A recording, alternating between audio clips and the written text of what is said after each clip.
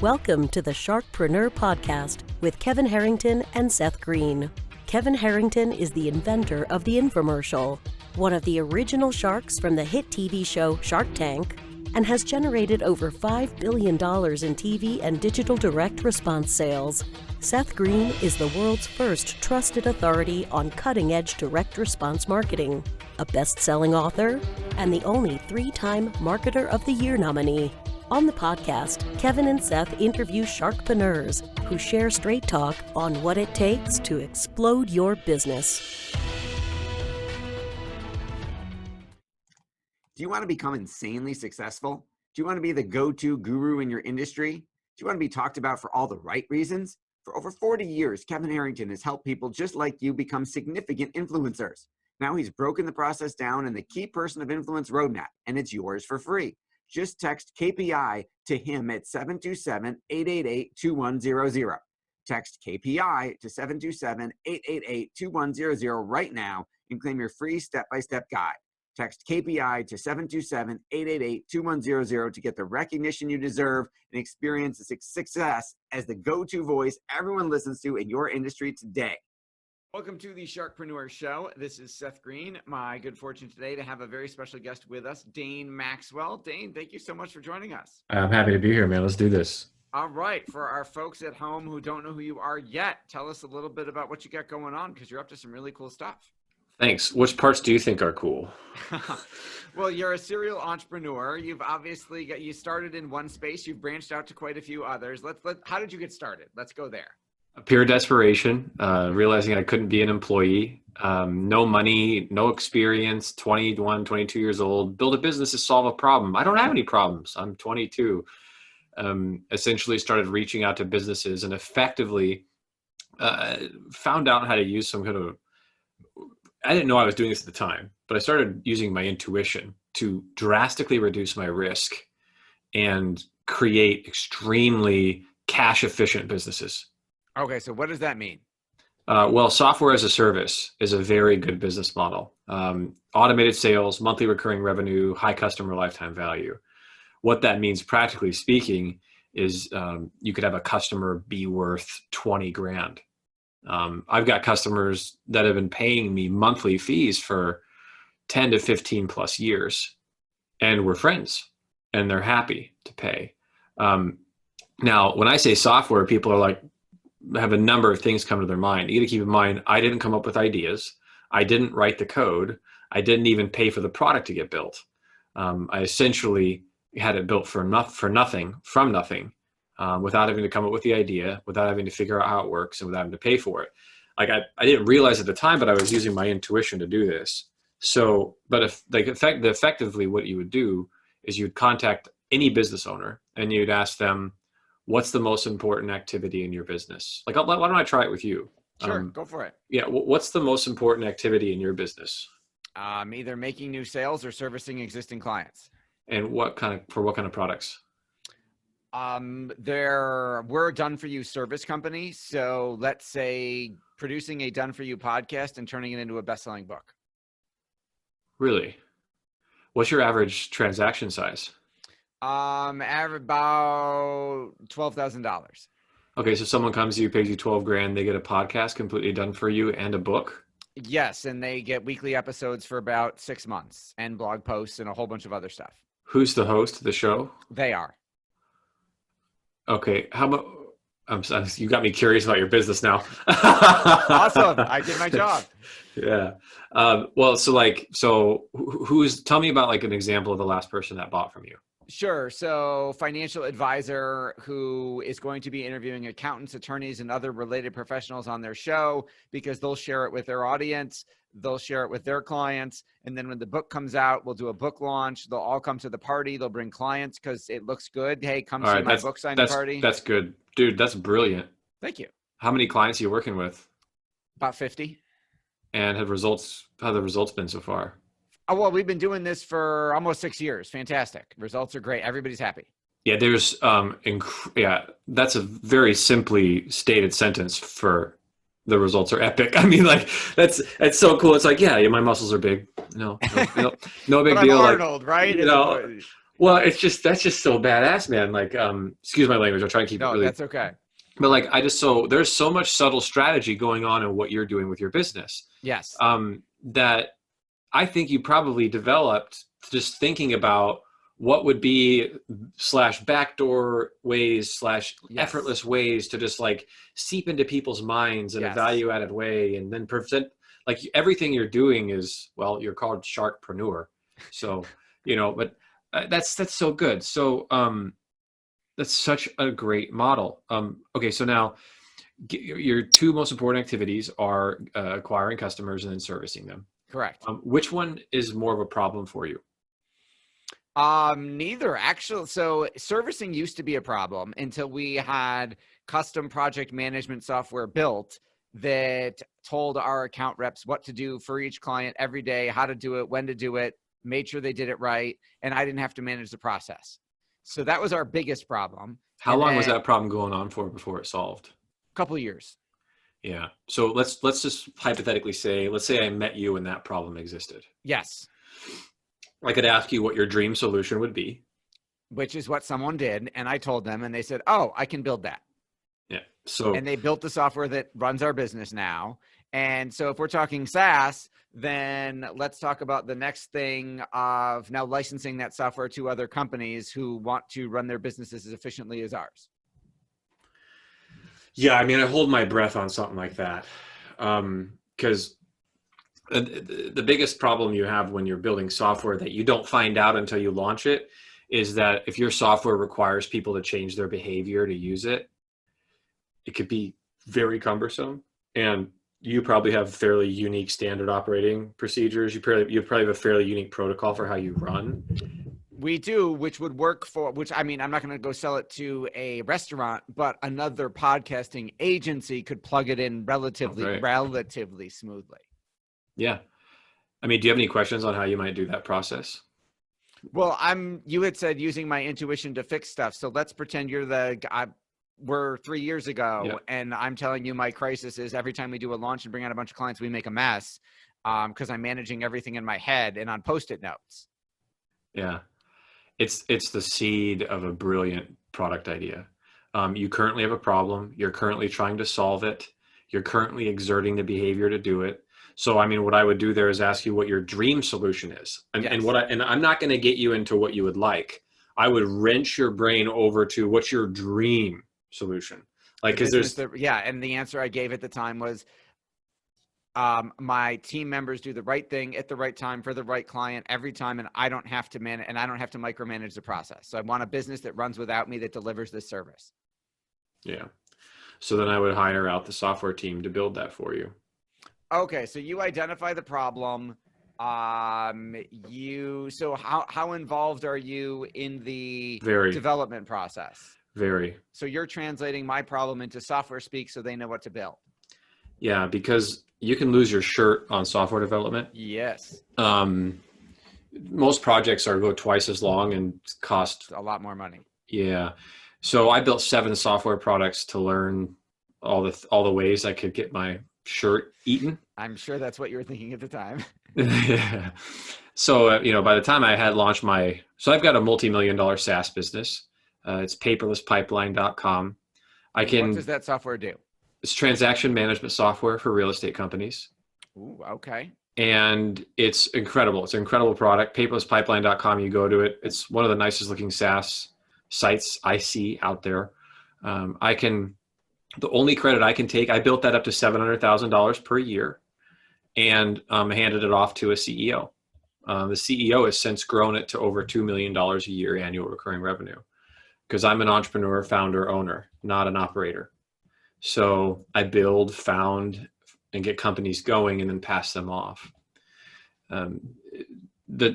It's just because I get so much joy and I don't know if it's joy. It's just really damn fun, man. So with a product like that, I got the first version of that product built in 8 weeks. That's incredible speed time. Yep. But there's 7 projects to get there. But that's the essence. So like I was unemployable. I got fired from an internship. I had my back against the wall and started there's a book called like The Lean Startup, I think by Yep. Eric Ries. Yep. Found And, myself. and I was doing that process intuitively before it came out, but it didn't seem like all that intelligent to me because I didn't have any money and I needed to make money and I wasn't getting investors. And so I was like, okay, I don't have money, so I don't want to risk anything. I don't have talent, so I have to hire stuff out. And I don't want to build anything unless I know someone's going to buy it, because that wouldn't make any sense. So I just started kind of doing things that way. So how'd you decide to take the infamously cluttered with paper real estate business and turn that into a SaaS company that's paperless and everything's done online? And, last house I bought, we sat in the office for maybe 2 hours signing 8,000 forms. So were you in real estate? How did you decide that was a problem you were going to solve? And how'd you get that built in such a short period of time? Okay. So I read Rich Dad, Poor Dad. Said work to learn, don't work for money. Right. My uncle owned a Remax office. Okay. So I called him up and I said, hey, I want to work for you for free to learn. My uncle happened to be the largest foreclosure guy in Des Moines. So I got to see foreclosures, I got to see homes. When I was in that office, I became aware of a lot of technology problems real estate had. So I built my first tech product, then my second, then my third, and then my fourth, I think it was 4. And then by the time I was there, I had a couple hundred customers that were all in real estate paying for software of some kind. The customer service I was giving was so remarkable to one gentleman that he said, you take such good care of me. I've got this other idea. I've been trying to solve it for years and I can't find a product to do what I want. In fact, I signed up for 3 other products and I've had to cancel them. Do you think you could build me something? And I said, what is it? And he said, it's transaction management software. And my stomach dropped because I was like, that sounds so scary and so boring and so intimidating. But the most boring topic actually can be pretty exciting if you understand it fully. Not all cases, but I'm questioning what I just said. But I will tell you that I really did end up enjoying understanding the transaction management process because it was so complicated. So I was like, transaction management software, I can't do that. Software, like when I built my first software projects, like I was on like a shared server with a Russian developer with a $2,000 or $3,000 product, because I was like, this is terrifying. And like, there was no credit card billing gateways. There was no like recurring management software suites. And we had these like cron jobs set up that would run every night to see if the billing date expired to fire off an order for a credit card with a credit card number that was stored as a clear variable in a database without any encryption. Like I didn't know what I was doing. But I did enough. I mean, I knew enough to be dangerous. Yes. It's like if I broke my arm, I would just like wrap it in a cloth or something. But I just really, really loved the space because in software, you work once and you get paid forever. Yes. Like, so I've done like, maybe, I don't know how many different ideas I've done, but software is the greatest feeling of any business I've ever had. And it is fundamentally the same process as building any business. You identify a customer, you identify a problem, you deliver a result. Outsource the expertise. You can do this if you identify a 65-year-old. They want clear vision. Get them an optometrist. Like you could do that. You don't need to be an optometrist to own an optometry practice. This just like blows people's minds. But this is where the wealth is because technicians trade time for money. Yep. Entrepreneurs trade time for ownership. They trade time for equity. So every day you're working as a technician, you're making money. Every day you're working as an entrepreneur, you're turning that time into equity. So software was like the highest form of equity I ever imagined. I became so rich to my standards so quickly that I got so bored because I was making all this money passively that I then just started teaching people how to do it. But long story short, the guy gave me the idea, software, transaction management software, and my stomach just dropped. I was like, there's no way I can do that. But right like a month earlier, as if it was some divine plan or something, Jeff Bezos from Amazon releases his server farms for other companies to host their applications on. This is a product called Amazon EC2. It's now $1 billion revenue source for Jeff Bezos. Jeff Bezos is the John Rockefeller of our day. Ruthless, 1% profit margins. Like He's nuts. And like, John Rockefeller would like lease his trail cars by the mile when they weren't being used. He did all kinds of cool stuff that like Bezos is doing all this cool stuff today. So Bezos like, yeah, use our server farms. So Netflix is on them. Mm-hmm. Like a bunch of big businesses are using Amazon EC2. Well, when Amazon EC2 came out, I became confident that I could host a robust platform for transaction management software. So we did, and it's amazing. I love it. It's so damn cool. I mean, paperless pipeline right now, as of December, was like just north of 185,000 a month. And that's taken 10 years to build, slow and steady. But that thing is so predictable because I've got like 1,400 people paying a monthly fee. I've got 1,400 streams of income. I've got less than a 1% churn. That's awesome. We have revenue growth every month. And the way that I did that all is by obsessing about not changing the customer's behavior and obsessing about how that product was built so the customer had a pleasant experience with it. Because a lot of times with entrepreneurs, we have this like unconscious arrogance where we are going to come in and say how we think a person should do something. So like in the paper world, they would process transactions, say like this way, like if you see my arm going like this. But then when developers came out, they're like, oh, I'll help you go paperless. But they would make them try to process transactions going the opposite direction. Like paper comes in an office, it sits on a front desk. The person takes that paper and works it into transactions. But now on the digital world, they don't allow that feature. They say you have to create a transaction first, then you got to put the paper in, but that totally screws the whole workflow up. So, I mean, I tell you, I've got a book coming out and I'm already thinking of the second book. The book that's coming out now is called Start from Zero. And that book is probably one of the best books I've ever seen on how to start a business, because we've got 15 different examples of employees transformed to entrepreneur, many of them millionaires. Actually, most of them are not in the book. We've got 4 millionaires featured in the book. And we've got personality assessments next to each of them, so you can see the makeup behind the person, so you don't have to sit there and be jealous or angry at someone and wonder what you don't have that they do. You'll get to see exactly all the makeup of all these entrepreneurs.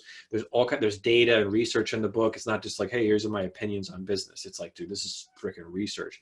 Anyway, I love this book. It's called Start from Zero, which I have a publisher. I am using a Jesse Krieger. Okay. I'm not letting him put his brand on my book though. The brand of his publisher is called Lifestyle Entrepreneur Press. Okay. And I'm like, I'm not a lifestyle entrepreneur. I live to build, I live to create. And that's where I don't have fun traveling to beaches. I have fun building and creating. You can become a lifestyle entrepreneur if you build a brain like mine. However, I don't want lifestyle entrepreneur associated with the book. So it's just going to say, we had a fiasco of conversation on this. So, I just said, listen, just say published by Jesse Krieger instead or something. But so anyway, a book publisher came to me. I started writing for them. I hated them. So I dropped them and I went to Jesse, who I love. But so that book has spawned me to think of my next one. The next book I'm thinking of writing is called Listen and Grow Rich. And it's not listen and it's not listen and do well. It's listen and grow rich. And I'm talking like substantially rich, like money should be pouring into your life. If it's not pouring into your life, then you are not honoring the true laws of money. The true laws of money say you don't get to decide what works. You don't get to decide what people give you money for. It's not a personal endeavor. It's not your flashy, shiny ego or your brain that comes up with some great invention that gets to decide what works. You don't. I don't get to decide what you would buy. You are interested in what you're interested in, and it's my job to find out and listen and find out what you want to pay for. So that's a very humble approach to entrepreneurship, because now I'm sitting down with someone, I'm saying, hey, what's your most important activity? What problems are you encountering? Are there any problems that you want to solve? Nope, you're good right now, so great. I'm not going to try and force anything down your throat because I'm listening. But you can 10x the amount of money you make, 10x your results. I have data, like examples, 10x just by listening. All right, that is absolutely fantastic. You've got an incredible story and a great track record. Tons of takeaways. For our folks who are interested in the book, where is the best place for them to go to get it? Is there any place we can tell them yet? Yeah, well, I love your podcast so much, man. And even more getting to hang out with you, getting to see how your mind works. I'm like, all right. Yeah, I like this. So I set up a URL for your special listeners, awesome. URL for your listeners, because I don't want you to buy the book unless you know you're going to read it. Because I don't want to have the best-selling book. I want to have the most read book. So if you do startfromzero.com/shark, startfromzero.com/shark, you go to that page, no email capture required. To get the excerpt's right there. Read the excerpt. If you like the excerpt, then do pick up the book. If not, no hard feelings. We don't vibe. But awesome. Yeah. And then is it start from zero, the number, or ZERO? ZERO, startfromzero.com/shark. And we have a podcast where I mentor people directly, one-on-one. I tell them exactly how to make money and then record it and show people and let people listen to it. If people like podcasts because they're listening to this, they might dig that too. Where do they go to find that? You'll find, just go to that URL, you'll find stuff. All right. We will go to startfromzero.com/shark. Dane Maxwell, thank you so much for joining us. You're welcome, man. Happy to be here. Thanks everybody for watching and listening. We'll talk to you next time. Do you need money to fund your idea, product, or service? Are you ready to take your business to the next level, but need capital to get it done? Kevin Harrington has heard more than 50,000 pitches and knows how to help you make the perfect pitch to get the funding for your entrepreneurial dream. He's distilled the process down in his perfect pitch cheat sheet, and it's yours for free. Just text PITCH to him right now at 727-888-2100. Text PITCH to 727-888-2100 right now and claim your free perfect pitch cheat sheet. Text PITCH to 727-888-2100 to start funding your dream today. This show has been produced by Market Domination, LLC. To discover how you can have your own show completely done for you and turn it into a real published book and become the authority in your marketplace, go to www.marketdominationllc.com/podcast offer.